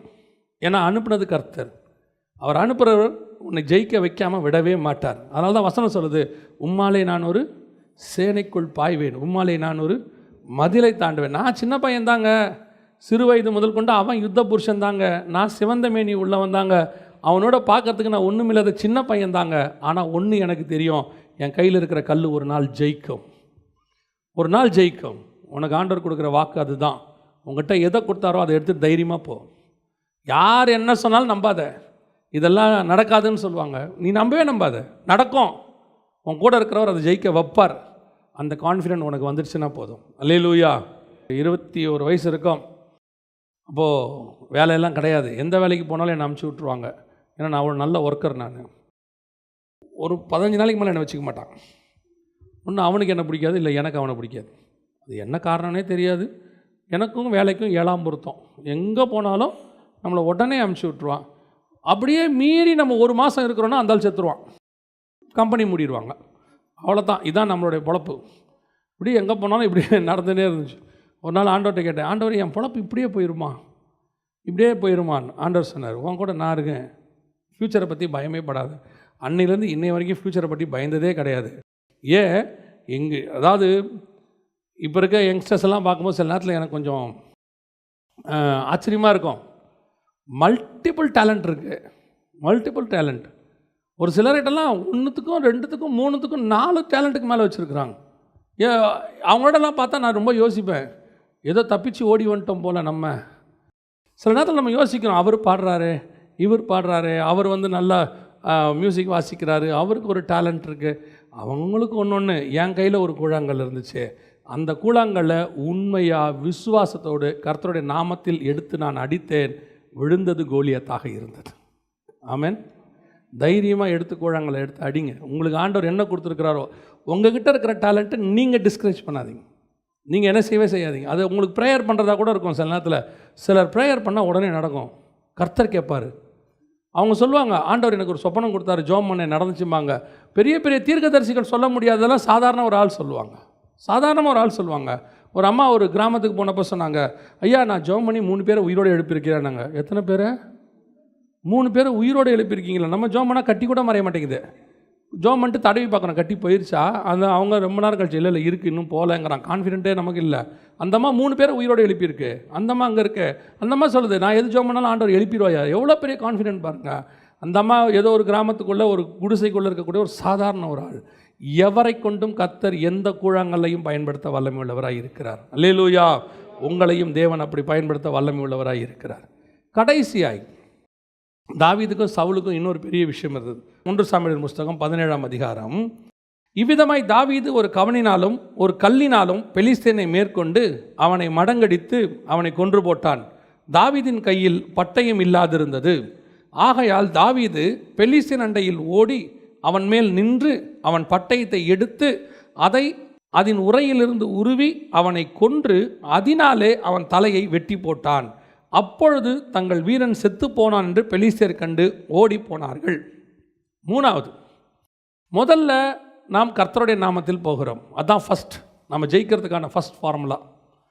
ரெண்டாவது, நம்மக்கிட்ட கர்த்தர் கொடுத்ததை நாம் நம்பணும், அதை எடுத்துக்கிட்டு போகணும். ஊழியத்துக்கோ அல்லது எந்த ஒரு காரியமோ நாம் முன்னாடி எடுத்துக்கிட்டு போகணும். இப்போ மூணாவது, இது அதை விட ரொம்ப முக்கியம். என்ன தெரியுமா? நம்மக்கிட்ட ஒன்று இருக்காது, அது நம்ம எதிரிக்கிட்ட இருக்கும். அதை யூஸ் பண்ணுற மனப்பக்குவம் உங்களுக்கு வரணும். இந்த உலகத்தில் இருக்கிற எந்த ஒரு விஷயமும், கவனிங்க, இந்த உலகத்தில் இருக்கிற எந்த ஒரு விஷயமும் தப்பானதுக்காக கண்டுபிடிக்கப்படவே இல்லை. அது கண்டுபிடிக்கப்பட்டது நல்லதுக்கு, ஆனால் பயன்படுத்தப்பட்டது தப்புக்கு. எந்த ஒரு பொருளும், இப்போ செல்ஃபோன் இருக்குது. நாங்கள் உங்களை மாதிரி உட்காந்து செய்தி கேட்குற காலத்தில் அன்னைக்கு உள்ள ஊழியர்கள் எங்களுக்கு என்ன சொல்லி கொடுத்தாங்கன்னா, டிவி பாவம், டிவி பாவம், டிவியை என்ன செய்யக்கூடாது, பார்க்கக்கூடாது, வீட்டில் டிவி வைக்கக்கூடாது, டிவி வீட்டில் இருந்தால் தூக்கி வெளியே போடுங்க. இது இருந்துச்சு. ஒரு காலகட்டத்தில் டிவியில் ஊழியம் பண்ணாத ஊழியக்காரரே கிடையாது, டிவியில் பிரசங்கம் பண்ணாதவங்களே கிடையாது. எல்லாரும் டிவியில் காலையிலையும் சாயங்காலம் பேசுவாங்க, பேசாத ஊழியக்காரங்களே கிடையாது. ஒரு காலகட்டம் பிறகு கம்ப்யூட்டர் வந்துச்சு.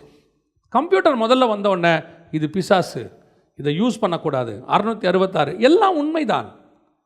ஆனால் இன்றைக்கி கம்ப்யூட்டர் யூஸ் பண்ணாத ஊழியக்காரர் யார்? இன்றைக்கி ஸ்மார்ட் ஃபோன் யூஸ் பண்ணாதவங்க யார்? ஸ்மார்ட் ஃபோன் ஒரு மினி கம்ப்யூட்டர் மாதிரி உங்களுக்கு, அது யூஸ் பண்ணாத ஆள் யார்? ஒரு பீரியடில் எல்லாத்தையும் தப்பு பண்ணக்கூடாதுன்னு ஒதுக்கி வச்சுருவாங்க. ஆனால் அதை பிசாசு நல்லா எடுத்துப்பான், கோலியாத்து கையில் அந்த பட்டயத்தை எடுத்துப்பான். ஒரு காலகட்டத்துக்கு பிறகு தான் நமக்கு ஒரு அறிவு வரும், எந்த ஒரு பொருளையும் சரியாய் பயன்படுத்தினால் தவறே கிடையாது. கோலியாத்தின் பட்டயத்தை எடுத்து கோலியாத்தை வெட்டினால் தப்பு கிடையாது. தாவீது ஐயோ அது பெலிஸ்தேர் பட்டயம், அதை நான் தொடமாட்டேன், நான் இஸ்ரவேலன் சொல்லவே கிடையாது. தாவீது ஓடி போய் அவன் பட்டயத்தை எடுத்து, இன்றைக்கி நிறைய கோலியாத்தின் பட்டயம் இருக்குது, மீடியா இருக்குது, டிவி இருக்குது, இன்றைக்கி எத்தனையோ காரியங்கள் இருக்குது உலகத்தில். நாம் என்ன சொல்கிறோம்? அது பாவம், அதுக்கிட்ட போகாத, அதை செய்யாத, அதை தொடாத, அதை பார்க்காத. நான் சொல்கிறேன், எதை எப்படி ஹேண்டில் பண்ணணும்னு உனக்கு தெரியணும், அவ்வளோதான். எதை எப்படி ஹேண்டில் பண்ணணும்னு உனக்கு தெரியணும். கத்தி என்பது ஆயுதம், அதை காய்கறி வெட்டுக்கிற வரைக்கும் கரெக்ட், கழுத்தை வெட்டினா தான் தப்பு.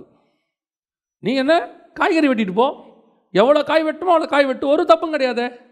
ஏன் கழுத்தை வெட்டும் போது அது பாவமாக மாறுது? இன்டர்நெட் இருக்குது, நீங்கள் யூஸ் பண்ணுங்கள், எதுக்கு யூஸ் பண்ணணுமோ அதுக்கு யூஸ் பண்ணுங்கள். முடித்த உடனே வெளியே வந்துடுங்க, நெட்டை விட்டு வெளியே வந்துடுங்க. இன்டர்நெட்டை யூஸ் பண்ணாதீங்கன்றதான் தப்பு.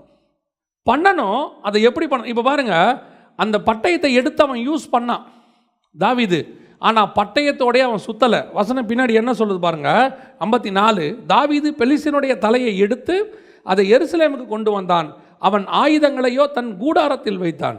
தூக்கிட்டு அலையில, அதை கொண்டு போய் ஒரு செட் அசைட் ஓரமாக வச்சுட்டான். யூஸ் பண்ணுற வரைக்கும் யூஸ் பண்ணணும், யூஸ் பண்ணி முடித்த பிறகு தூக்கி கொண்டு போய் ஓரமாக வச்சு, அப்படி ஓரமாக அது இருக்கட்டும், இனி எனக்கு இப்போ தேவைப்படாது, பின்னாடி எப்பயாவது தேவைப்படும். இன்னொரு யுத்தம் வந்துச்சு, தாவீது போய் ஆசாரியன்ட்ட கேட்குறான், ஏதாவது பட்டயம் இருக்குதா? அப்போ அவன் சொல்கிறான், நீ கோலியாத்துக்கிட்ட ஜெயிச்சி அந்த பட்டயம் இருக்கு. அதுக்கு தாவீது சொல்கிற வார்த்தை என்ன தெரியுமா? அதற்கு நிகர் இல்லை. எஸ், இன்னைக்கு பூமியில் இருக்கிற நிறைய வெப்பன் அன்கம்பேரபிள், அதை எடுத்து நீங்கள் ஏன் யூஸ் பண்ணக்கூடாது? ஒவ்வொரு காரியத்தையும் இல்லை வேணாம், இது எனக்கு தேவையில்லை. ஒரு விஷயத்தை நல்லா தெரிஞ்சுக்கொள்ளுங்க, இந்த உலகத்தில் மாற்றம் நடந்து கொண்டே இருக்கும். இந்த வேத வசனத்தை ஒரு காலத்தில் தோல் சுருளில் எழுதுனாங்க. தோல் சுருளில் எழுதினப்பட்ட பிறகு பேப்பருக்கு வந்துச்சு, இல்லை, தோல் சுருளில் எழுதப்பட்டு தான் புனிதமானது, பேப்பர் என்பது புனிதம் அல்ல. ஆகவே நான் பேப்பரில் எழுதின பைபிளை படிக்க மாட்டேன், தோல் சுருள் தான் நிஜமானது, தோல் சுருளில் தான் நான் எங்கேயும் எடுத்துகிட்டு போவேன்னா சாத்தியமா? வெறும் தோல் சுருளில் தான் பைபிள் இருக்கணும்னு நினச்சிருந்தா இவ்வளோ பைபிள் வந்திருக்குமா? ஆனால் பிரிண்டிங்கில் பிசாசு எவ்வளோ புக்கை கொண்டு வந்தானோ அதை விட நிறையா பிரிண்டிங்கில் ஆண்டவர் அவருடைய பைபிளை கொண்டாந்துட்டார். அந்த நேரத்துக்கு ஏற்ற காம்படிஷன். அன்னைக்கு இருக்கக்கூடியதான் டெக்னாலஜி என்ன, யூ மஸ்ட் டேக், உன் கையில் எடுக்கணும்.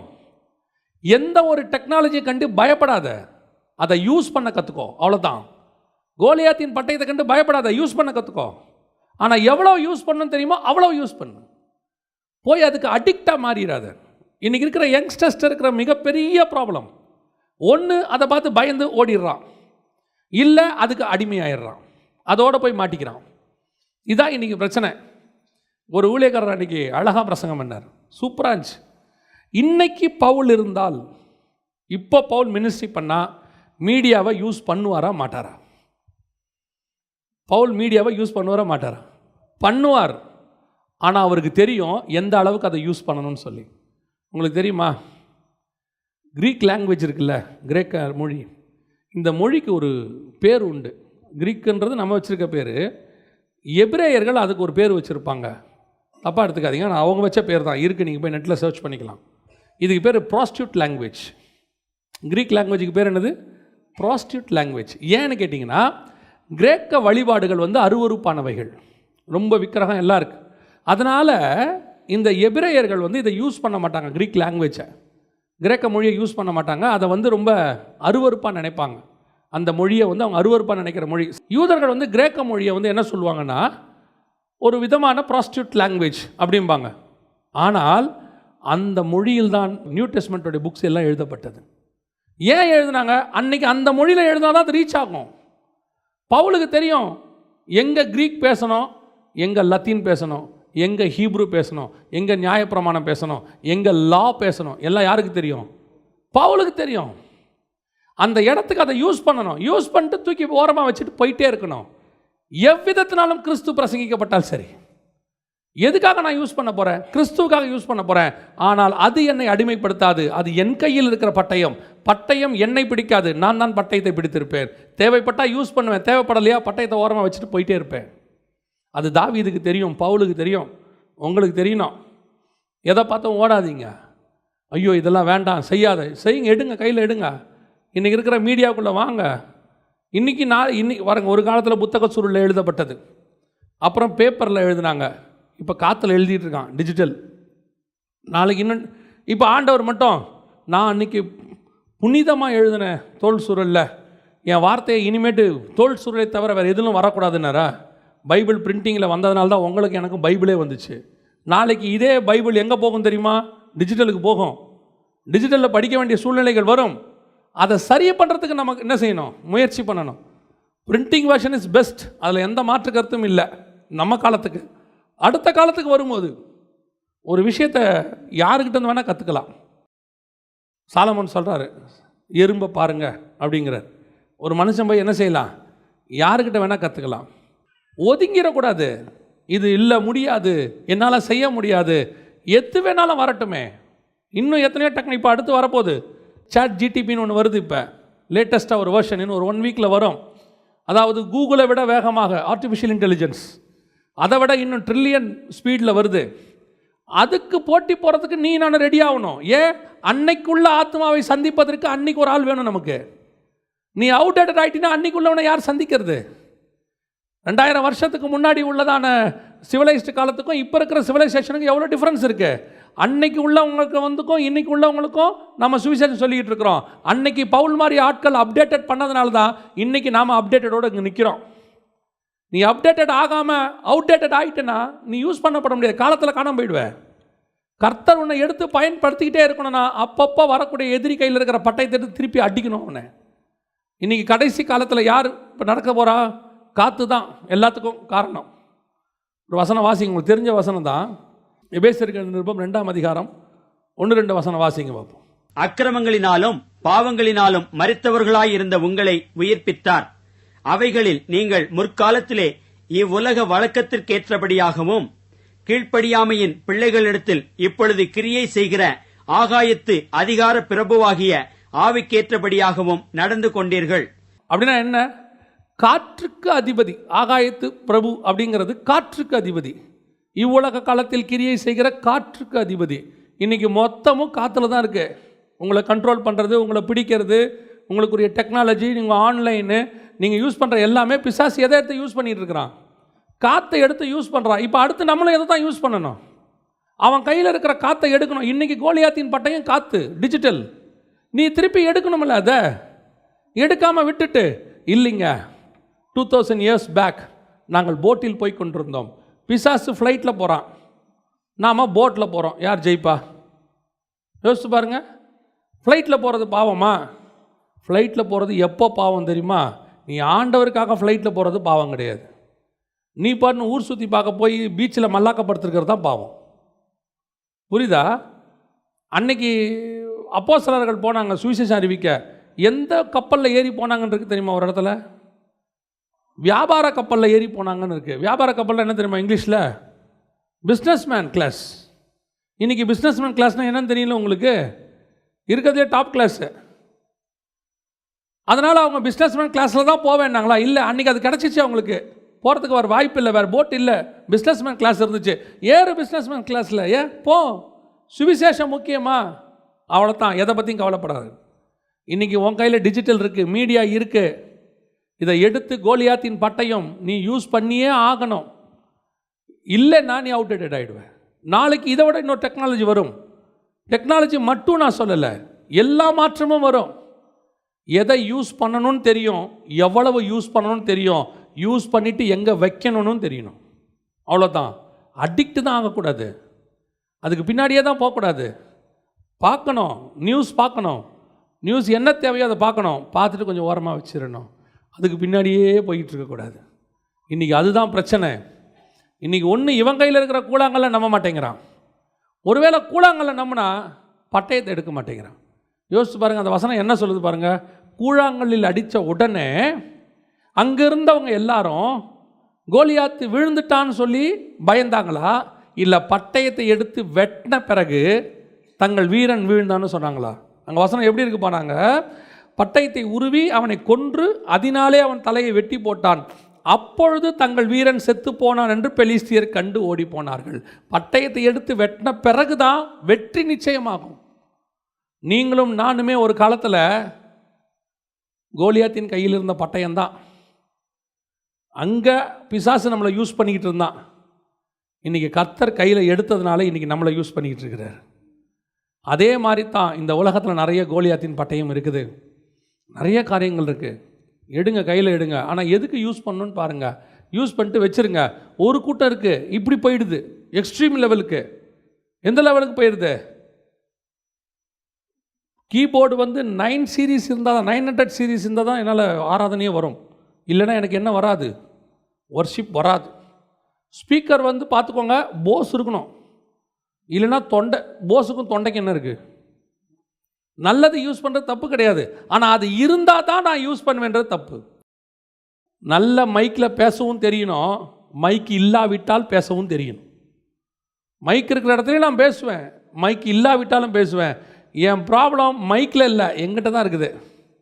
மைக் ஆண்டவர் நல்ல மைக் கொடுக்குறாரா, சோத்திரம். நீங்கள் உடனே நான் ஒரு தடவை தூத்துக்குடிக்கு ஒரு ஊழியத்துக்கு போயிருந்தேன்.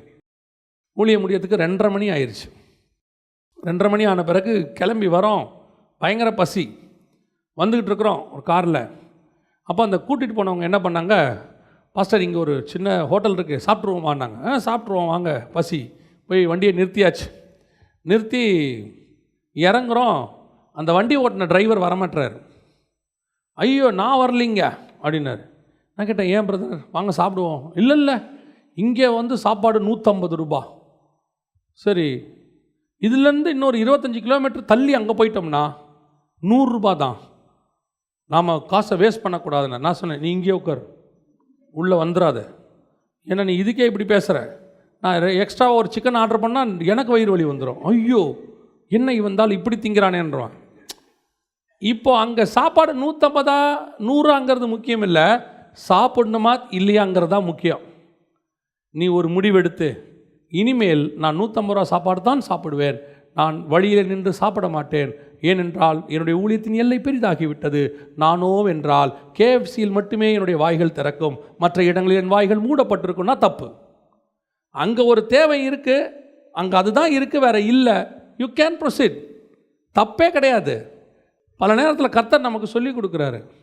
அதாவது ஆடம்பரம் தேவையே கிடையாது. சில நேரத்தில் அத்தியாவசிய செலவு நீ பண்ணி தான் ஆகணும். You must do. சில நேரங்களில் நம்ம கோலியாத்தின் பட்டயத்தை கையில் எடுக்க மாட்டேங்கிறோம். ஐயோ இது என்ன பண்ணுறது? இஃப் நீட் நம்ம செய்யலாம், தப்பு கிடையாது. கோலியாத்தின் பட்டயத்தை கையில் எடுக்கலாம்.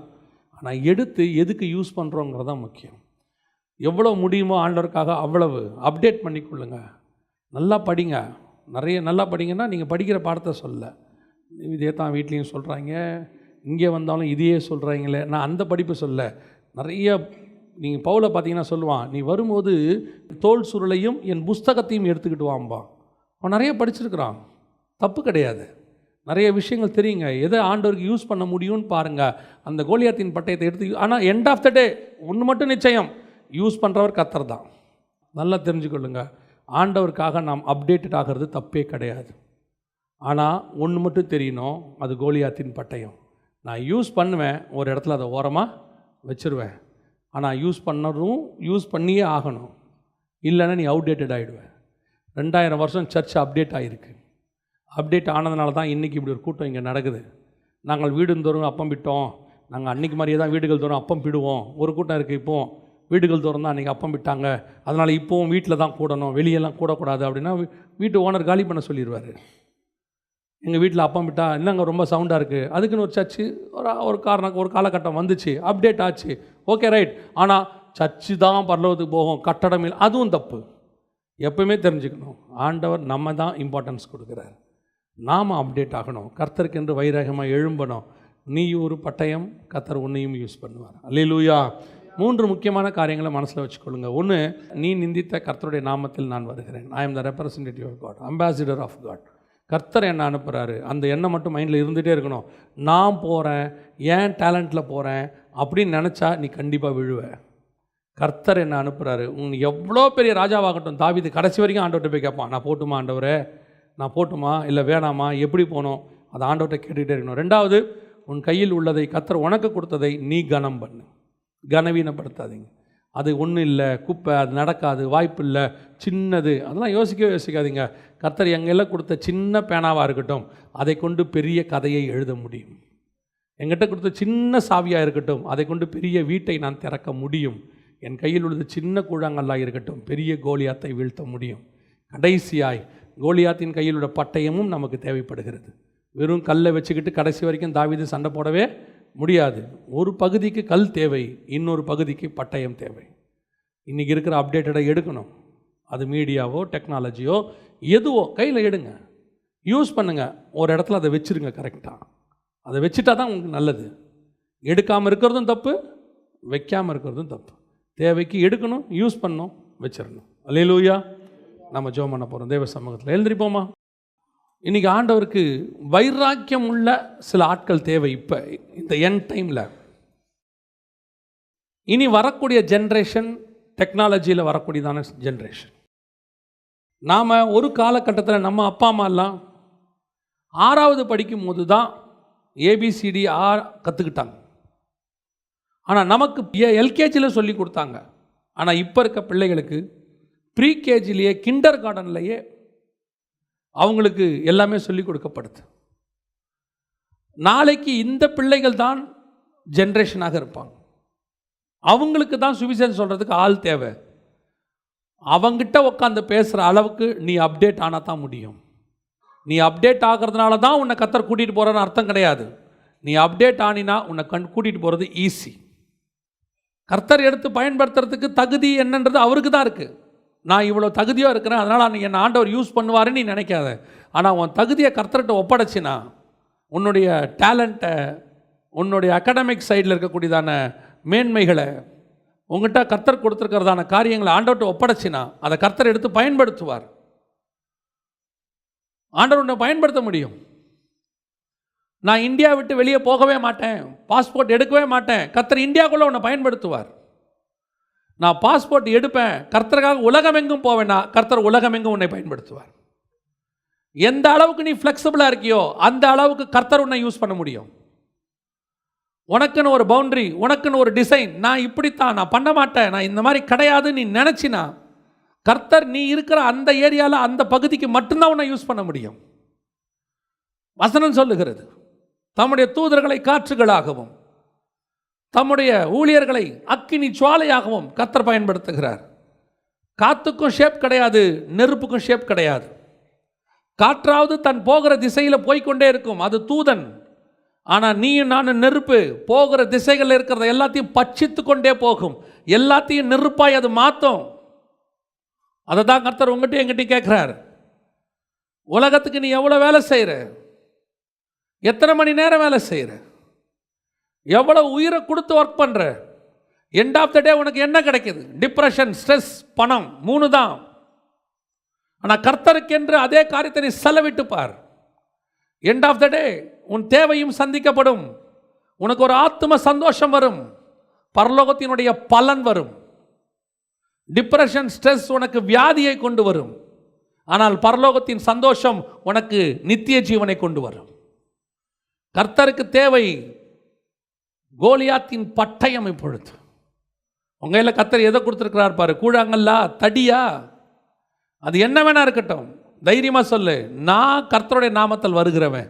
என் கையில் இருக்கிற கோல் செங்கடலை பிளக்கும், என் கையில் இருக்கிற கோல் கோலியாத்தை வீழ்த்தும், என் கையில் இருக்கிற கோல் கர்த்தர் சொல்லுகிற காரியத்தை அது செய்யும், கண்மலை அடித்து தண்ணீரை கொண்டு வரும். உன் கையில் என்ன இருந்தாலும் அதை பற்றி யோசிக்கவே யோசிக்காது, அது கர்த்தர் கொடுத்தது. ஆண்டவர்கிட்ட கேள், ஆண்டவர் எனக்கு என்ன தந்திருக்கிறீங்க, நான் என்ன யூஸ் பண்ணணும்? ஃபயராக இருக்கணும் ஆண்டவருக்கு. கடைசி காலத்தில் பாரு, பிசாசுடைய பிள்ளைகள்லாம் எவ்வளோ ஃபயராக இருக்காங்க பாரு, எப்படி பிசாசுக்கு வேலை செய்கிறாங்கன்னு பாரு, டே நைட்டு பார்க்காம வேலை செய்கிறாங்க பாரு. அந்த ஃபயர் உனக்கு வரணும். என்ன எடுங்கப்பான்னு சொல்லு, என்ன தருகிறேன்னு சொல்லு. கர்த்தர் கையில் உன்னை பட்டயமாக மட்டும் எடுத்துட்டாருன்னா கர்த்தர் வெட்டுறது யாரை வேணாலும் இருக்கும். கர்த்தருக்கு இப்போ தேவை ஃப்ளெக்சிபிளான ஒரு ஃபயர்ஃபுல் பர்சன்ஸ். அதுவும் இது அறிவு பெருத்த காலம். நீ இதெல்லாம் வேணான்னு சொல்லி பயந்து ஓரமாக உட்காந்து போதும் கர்த்தாவே நான் சாகிறேன் நீ சொல்லிட்டீன்னா கர்த்தர் ஒரு சான்ஸ் உனக்கு கொடுப்பாரு. ஓடு, வெகு தூரம் உனக்கு ஆண்டவர் ஒரு சான்ஸ் கொடுப்பாரு. இல்லை நீ கோலியா நீ போய் ஒரு கெபிக்குள்ளே பதுங்கிட்டினா கர்த்தர் சொல்வார், எலிசாவை அபிஷேகம் பண்ணிட்டு நீ ஓரம் போம்பார். கர்த்தர் உன்னை எடுத்து பயன்படுத்துவார். ஒருவேளை நீ அசதியாய் பயந்து, இல்லை போட்டி போட முடியாது, இந்த காம்படிட்டிவ் வேர்ல்டில் என்னால் நிற்க முடியாது, என்னை விட பெரியவங்க நிற்கிறாங்க, கோலியாத் இருக்கிறாங்க, என்னால் ஜெயிக்க முடியாது, ஐ காண்ட் அப்படின்னா கர்த்தர் சொல்வார், ஓரம்போ, அடுத்த ஆளை கொண்டு வா. God have alternate always. கர்த்தர் ஒருத்தரை நம்பி மட்டும் தன்னுடைய திட்டத்தை பரலோகத்திலிருந்து பூமிக்கு கொண்டு வரவில்லை. உன்மேல் ஒரு திட்டம் இருக்கிறது, அதை உன்னை கொண்டு கர்த்தர் செய்ய விரும்புகிறார். முடிந்த வரைக்கும் போராடுகிறார். நீ முடியாது என்று ஒதுங்கினால் உனக்கு பிறகு இன்னொருத்தனை கர்த்தர் வைத்திருக்கிறார். ஆனால் நான் சொல்வேன், எனக்கு மேலே வச்ச திட்டத்தை நான் தான் செஞ்சுட்டு பூமியை விட்டு வெளியே போகணும். என் திட்டத்தை இன்னொருத்தன் செய்யக்கூடாது. கொடுமையில் பெரிய கொடுமை என்ன தெரியுமா? உனக்கு கர்த்தர் வச்ச திட்டத்தை இன்னொருத்தன் செய்யறத அவன் கண்ணால் பார்க்க வைப்பார். அதுதான் இருக்கிறதுலே கொடுமை. உன் மேலே வச்ச திட்டத்தை இன்னொருத்தன் செஞ்சுக்கிட்டு இருப்பான், அதை அவன் கண்ணில் பார்க்க வச்சுட்டு சொல்லுவார், இது நீ செய்ய வேண்டியது, அவன் செய்கிறான் பாரு. அதை தான் நான் உங்களுக்கு சொல்லுகிறேன். ஆண்டவர்கிட்ட சொல்லுங்க, ஆண்டவரே நான் சின்ன தாவீது தான், எனக்கு முன்னாடி நிற்கிற உலகம், எனக்கு முன்னாடி நிற்கிற பிசாசு கோலியாத்தான் இருக்கட்டும் ஆண்டவரே, நான் போகிறது உங்கள் நாமத்தில் இன்னிலேருந்து புறப்படுற ஆண்டவரே. I am coming in the name of the Lord. I am coming in the name of the Lord. I am standing in front of the world, the name of the Lord. கர்த்தருடைய நாமத்தில் நான் நிற்கிறேன். என் கையில் உள்ளது சின்ன கூழாங்கல்லாக இருக்கட்டும், சின்ன டேலண்டாக இருக்கட்டும், ஒரே ஒரு பாட்டு, ஒரு மனுஷன் சாகிற தருவாயில் ஒரே ஒரு பாட்டு எழுதினான், சின்ன கூழாங்கல். ஆத்மா ஒன்றும் ரட்சிக்காமல் வெட்கத்தோடு ஆண்டவா வெறும் கையாய் இவனை சந்திக்கலாகுமோ என்று அந்த கூழாங்கல் இன்னைக்கு எத்தனையோ கோலியாத்துகள் இருதயத்தை கரைத்து தேவ பிள்ளைகளை மாற்றி இருக்கிறது. அவன் எழுதுனது ஒரு பாட்டு தான், ஆனால் 1000, 1,00,000, 1,00,00,000 மக்களை அது சந்தித்திருக்கிறது. நீ செய்கிறது சின்ன காரியமாக இருக்கும், ஆனால் பெரிய காரியங்களை விளைவிக்கும். அது நீ பில்லி கிரகம் மாதிரி 3,00,000 பேருக்கு பேச முடியலையேன்னு பயப்படாத. ஆனால் ஒரு பில்லி கிரகாமுக்கு நீ பேசிடு, கர்த்தர் அவனை கொண்டு 3,00,000 பேருக்கு பேசிடுவார். நீ பேசுறது ஒரு பில்லி கிரகமாக இருக்கட்டும். நீ ரெய்னாட் பாங்கே மாதிரி எழும்ப முடியலன்னு கவலைப்படாத, நீ ஒரு ரெய்னாட் பாங்கே கிட்ட பேசிடு, 34,00,000 பேருக்கு கர்த்தர் அவனை கொண்டு பேசிடுவார். பேதுரு மாதிரி 5,000 பேருக்கு 3,000 பேருக்கு பேச முடியலையேன்னு பவுல் வருத்தப்படலை. ஒரே ஒரு நிருபம் எழுதுனா இன்னைக்கு 3000 கோடி பேருக்கு அது பேசிருச்சு. நீ செய்யறது சின்ன காரியம், ஆனால் அதை கொண்டு பெரிய காரியத்தை செய்ய கர்த்தர் வல்லமை உள்ளவராய் இருக்கிறார். நான் ஒரு போட்டு கட்டினேன், 100 வருஷமாக கட்டினேன், 8 பேர் தான் உள்ளே வந்தாங்க, என் மினிஸ்ட்ரி ஃபெயிலியர்னு நோவா நினச்சானா, கர்த்தர் சொல்லுவார், நீ 8 பேர் அன்னைக்கு நீ பார்த்தது, இன்னைக்கு பூமியில் இருக்கிற 800 கோடி பேருக்குமே அந்த 8 பேர் தான் காரணம். அந்த 8 பேர் இல்லாவிட்டால் இன்னைக்கு 800 கோடி பேர் இல்லை. நீ கட்டின போட்டு பெருசு, நீ பண்ண ஊழியம் சின்னது நீ நினைக்கிற. ஆனால் கர்த்தர் சொல்றார், அதை கொண்டு நான் பெரிய காரியத்தை செய்வேன். கடைசியாய் கோலியாத்தின் பட்டயத்தை கையில் எடுக்க பயப்படவே பயப்படாத. உலகத்தில் இருக்கிற பல காரியங்கள் கர்த்தர் எடுத்து பயன்படுத்த விரும்புகிறார். அடுத்த ஜெனரேஷனுக்கு கர்த்தர் உன்னை பட்டயமாய் நிறுத்த விரும்புகிறார். பிசாசு எவ்வளோ பெரிய ஆளை எழுப்பினாலும் அதுக்கு அகைன்ஸ்டாக ஆண்டவர் ஒரு ஆளை எழுப்பி வச்சிருப்பார். என்னதான் உலகத்தில் எப்பேற்பட்ட சினிமா பாட்டு, சினிமா மியூசிக் போகிறவன் வந்தாலும் இந்த பக்கம் ஒரு சாரால் நவராஜியும் இந்த பக்கம் ஒரு ஃபாதர் பெர்க்மன்ஸையும் கர்த்தர் எழுப்புவார். அவர்களைப் போல நாங்கள் டேலண்ட் உள்ளவர்களாக இல்லாமல் இருக்கலாம், ஆனால் அவர்களால் முடியாத ஆத்ம ரட்சிப்பை இவர்கள் பாடல்கள் செய்யும். அதே மாதிரி தான் கர்த்தர் உன்னையும் செய்வார். தைரியமாக எடு பட்டயத்தை, ஆனால் யூஸ் பண்ணிட்டு வைக்க தெரியணும். அடிக்ட் ஆகிடாத பட்டயத்துக்கு. அந்த டெக்னாலஜியோ மீடியாவோ whatever it is, go ahead. But உனக்கு தெரியணும் எங்கே அதை நிறுத்தணும்னு சொல்லி, எங்கே அதை கீழே வைக்கணும்னு தெரியணும். அதுக்கு பின்னாடி போய் அடிக்ட் ஆகிடக்கூடாது. நம்ம ஜெபம் பண்ண போகிறோம். இப்போ கர்த்தருக்கென்று கடைசி காலத்தில் ஊழியம் செய்ய, வைராக்கியமாக எழும்ப, கர்த்தருக்கென்று பிரகாசிக்க, ஒரு அக்கினி சுவாலையாக உருவின பட்டயமாக என்னை தருகிறேன்னு சொல்லக்கூடிய கடைசி காலத்தில் ஒரு குரூப்பை கர்த்தர் எழுப்ப விரும்புகிறார். உன்னை கொண்டு தான் கர்த்தர் பெரிய காரியங்களை செய்ய விரும்புகிறார். நீ தான் இப்போ தேவை. நிறைய பேர் வயசாகி போச்சு. போன ஜென்ரேஷனில் உள்ள ஊழியக்காரங்கிட்ட அனுபவம் இருக்குது, சத்தியம் இருக்குது, வெளிப்பாடு இருக்குது, ஆனால் வேகம் இல்லை. காரணம் சரீரம் பலவீனம். இப்போ கர்த்தருக்கு தேவை நல்ல ஆக்டிவாக வேலை செய்யக்கூடிய கிதியோன்கள், ஆக்டிவாக வேலை செய்யக்கூடிய யோசுவாக்கள், ஆக்டிவாக வேலை செய்யக்கூடிய பவுல்கள், தீமோத்தேயுகள், தீத்துகள் தேவை இப்பொழுது கர்த்தருக்கு.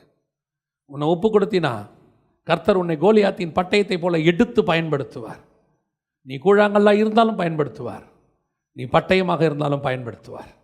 நம்ம ஜெபிக்க போகிறோம். நான் ஒரு கேள்வியை கேட்டு, எல்லா கண்களையும் மூடியிருப்போம். நான் ஒரு கேள்வியை கேட்டு முடிக்க விரும்புகிறேன். நான் இந்த கர்த்தருடைய சேனைக்கு, கடைசி கால சேனைக்கு, அந்த கடைசி கால பேட்ச், ஹெவன்லி பேட்சுக்கு, கர்த்தருக்கு ஒர்க் பண்ணுறதுக்கு என்னை நான் தருகிறேன். என்னை எடுங்கப்பா. என் இன்ஃபீரியாரிட்டி காம்ப்ளெக்ஸ் எல்லாம் போகட்டும். நான் என்னவா இருந்தாலும் பரவாயில்ல, நான் வரேன் ஆண்டவரே. என்னை கொண்டு என்ன செய்ய முடியுமோ அதை செய்யுங்க. நான் உயிரோடு இருந்து செஞ்சாலும் சரி, செத்து செஞ்சாலும் சரி, நான் உமக்கென்று ஏதாவது செய்யணும் ஆண்டவரே. செஞ்சுட்டு தான் உண்மை பார்த்துக்க நான் பரலோகத்திற்கு வர வேண்டும். அப்படி ஒரு வைராக்கியம் உள்ள சாட்சியாய் உன்னை ஒப்பு கொடுப்பாயானால் உன் கரங்களை தேவனுக்கு முன்பாக உயர்த்தி, ஆண்டவரே என்னை தருகிறேன் ஆண்டவரே, I will giving my self Lord. எங்கிட்ட இருக்கிறது எதுவாக இருந்தாலும் அதை ஓரமாக வச்சிடுறேன் ஆண்டவரே. நீங்கள் சொன்னால் எடுத்து அந்த கல்லை அடிக்கிறேன், நீங்கள் சொன்னால் பட்டயத்தை நான் எடுக்கிறேன், நீங்கள் சொல்கிற இடத்துக்கு நான் வரேன் ஆண்டவரே. ஒப்பு கொடு பார்ப்போம். ஏதோ கூட்டத்தில் கை தூக்குற மாதிரி தூக்காத. ஒரு நாள் ஒரு 19 வயசில் திருச்சியில் நடந்த ஒரு வாலிபர் கூட்டத்தில் உன்ன மாதிரியே தான் நான் கை தூக்கினேன். ஆனால் உண்மையாக கை தூக்கினேன். என்னை முன்னாடி வான்னு சொன்னபோது உண்மையாக முன்னாடி போனேன். அப்போ ஒரு ஊழியக்காரர் ஜெபம் பண்ணார், நீ ஊழியக்காரன் நான் வருவேன்னு சொன்னார். 19 வயசில் அவர் பண்ண அந்த ஒப்பு கொடுத்தல் 29 வயசில் கர்த்தர் கனப்படுத்தி ஊழியத்தை கொண்டு வந்தார். இன்றைக்கி கொடுக்குற இந்த உண்மையான ஒப்பு கொடுத்தலை பரலோகம் பார்க்கும். முழு இருதயத்தோட முழு ஆத்மாவோடு நீ ஒப்பு கொடுக்குறியான்னு பரலோகம் பார்க்கும். ஏதோ எல்லா கூட்டத்திலையும் போய் கை தூக்குற மாதிரி தூக்காது. அதனால் ஒரு பிரயோஜனம் யாருக்கும் இல்லை. நம்ம ஜெபிக்க போகிறோம். உண்மையாக கை தூக்குறவங்க மட்டும் ஆண்டவருக்கு தூக்கி ஊழியத்துக்கு ஒப்பு கொடுக்குறவங்க ஆண்டவருக்கு ஒப்பு கொடுத்து, ஆண்டவரே என்னை தருகிறேன் ஆண்டவரே, I will commit my self, என்னை எடுத்து பயன்படுத்துங்கப்பா. சர்வ வல்லமை உள்ள எங்கள் தகப்பனே, இந்த அருமையான நாளுக்காய் உமக்கு ஸ்தோத்திரம். என் முன்குறித்த இந்த கூட்டத்துக்காய் உமக்கு நன்றி. தேவனாகிய கர்த்தர் வேறு பிரித்த ஒரு கூட்டத்துக்காக உமக்கு நன்றி. இங்கே கரங்களை உயர்த்தி உண்மையாய் ஜெபிக்கிற பிள்ளைகளை நீர் பார்த்திருக்கிறீர் ஆண்டவரே. யார் உண்மையாய் ஒப்பு கொடுத்துருக்குறாங்கன்ற நீர் அறிவீர் ஆண்டவரே. அவர்களை எடுத்து பயன்படுத்துங்கப்பா ஆண்டவரே. அடுத்த ஜென்ரேஷனுக்கு ஒரு பெரிய கூட்டம் ரெடியாக நிற்கிது ஆண்டவரே. உடைய வருகை தாமதிக்குமானால் உமக்கென்று உருவின பட்டயத்தோடு கொடு ஆண்டவரே. களத்தில் வந்து நிற்கக்கூடிய ஒரு கூட்டம் நிற்கிறது ஆண்டவரே. ஆண்டவரே சொல்லி கொடுங்கப்பா, வளர்த்துடுங்க ஆண்டவரே. உமக்கென்று வரட்டும், வழி நடத்தும், பொறுப்பெடுத்துக் கொள்ளும், ஆசிர்வதியும். இயேசுவின் நாமத்தில் பிதாவே.